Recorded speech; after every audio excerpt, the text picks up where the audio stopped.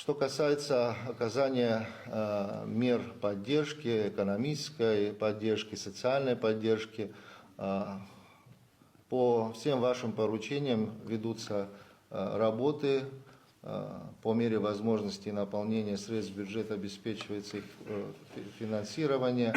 Хотел бы отметить, что даже в этом случае у нас прирост по отношению к прошлому году. Мы за 5 месяцев использовали средства только республиканского бюджета, превышающие в 300 миллионов рублей на ремонтно-восстановительные работы, разумеется, включая туда и меры по ликвидации последствий стихийных бедствий. Не останавливается и продолжается как это и предусмотрено, меры социальной поддержки в различных формах, по различным источникам. Текущая дата у нас 141 миллион рублей потрачен на оказание материальной помощи, на лечение наших граждан, ну и другие меры господдержки.